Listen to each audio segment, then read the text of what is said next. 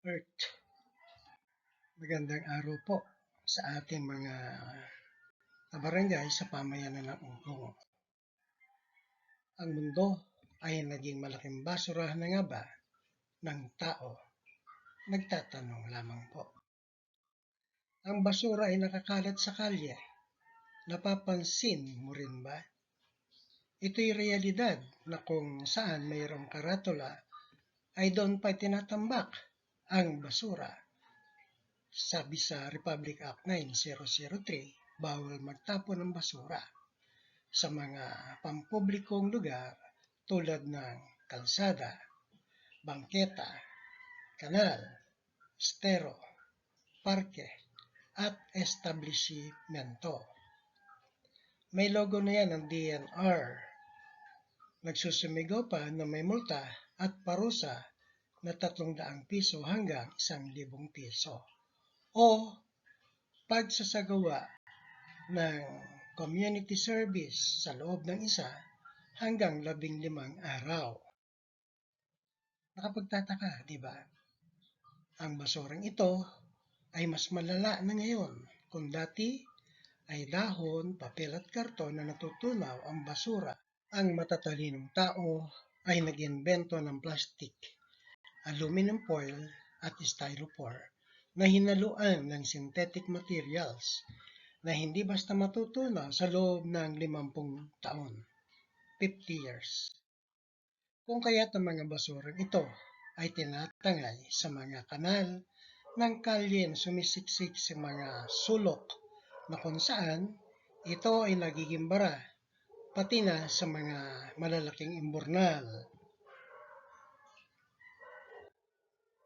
Ang mga basurang tinangay naman sa karagatan na nakakonekta sa mga ilog ay naging dagat ng basura.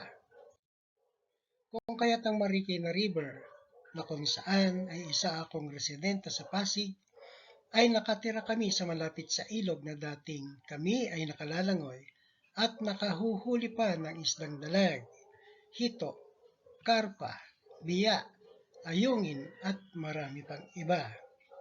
Malinis ang ilog at kapaligiran noong ako ay isang mag-aaral pa ng Ugong Elementary School. Ito ay noong 1970s lamang.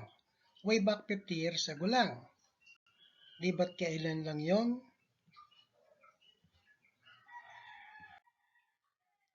Ang mga larawan ng Marikina River noong 50 years ago. Ganito ang makikita natin sa Google Earth noong may disiplina pa ang ating kapwa. Luntian at maberding kalikasan. Hindi na maibabalik pa ang kahapon, ika nga ng kasabihan. Subalit, kaya nating maging maayos at maging kasangkap na baguhin ang namaling sistema ng lipunan sa ating pamayanan. Naiisang lahi tayo na nagkakaisa sa maganda at mabuting hangarin na ang kalinisan ay kasunod sa kabutihang asal. Sana ay hindi siya manatiling nasa larawan lamang, kundi may balik natin ang magandang kalikasan na nakaaaliw sa balintataw ng ating buhay. Mga kababaryo natin sa Ugong, ako po ay nagbubukas lamang ng saloobin ng bawat isa sa atin na may kaparehas tayong isipin sa problemang kinakaharap ng ating lipunan. Cleanliness is next to godliness. Maaari ba tayo magsama-sama sa layuning simulan natin sa ating bakuran ang paglilinis na ating hawahan ang mga kapamilya, kapuso, kapatid, kasambahay at ang mga kaalumnay.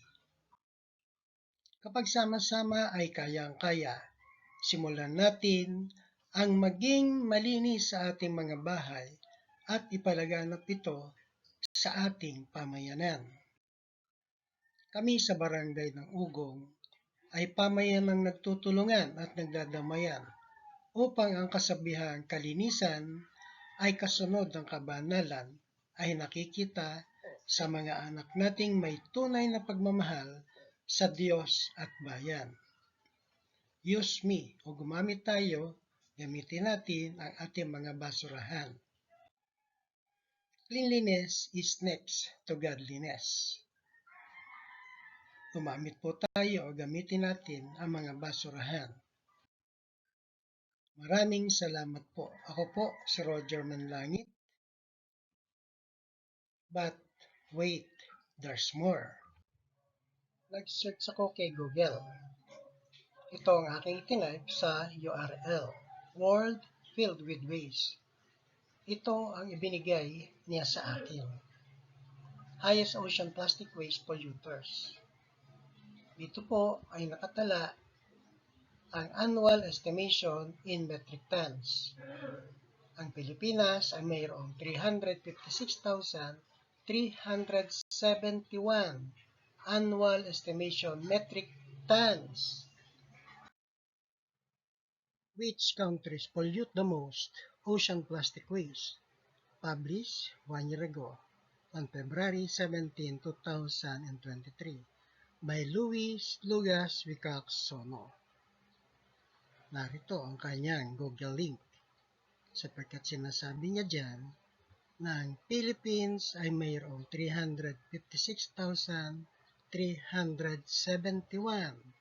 annual estimation in metric tons. The most ocean plastic waste.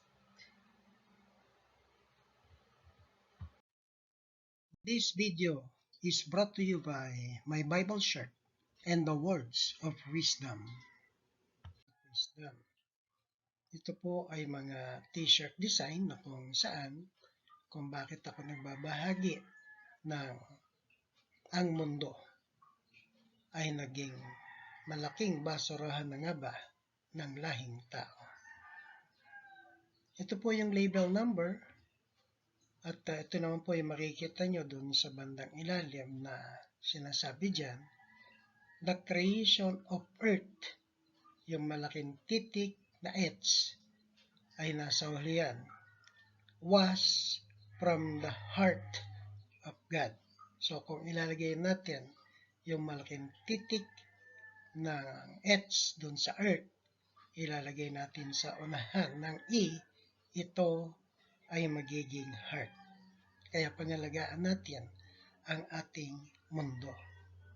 Label number RBM 007, Genesis chapter 1, verse 1 to 2. Kung order po kayo, ay mag-message lang po kayo sa aming messenger or anumang social media account. Pangalawa, is anything too hard for the Lord? Label number RBM 004, Genesis chapter 18, verse 14. Ito rin naman ay ang label number RBM 011, Colossians chapter 3, verse 15 to 16. Give thanks with a grateful heart. Order po kayo para po pang-suporta natin sa ating mga gawain panglipunan. Muli, ako po si Rogelio Bernardo Manlangit. Hanggang sa susunod na video. Salamat!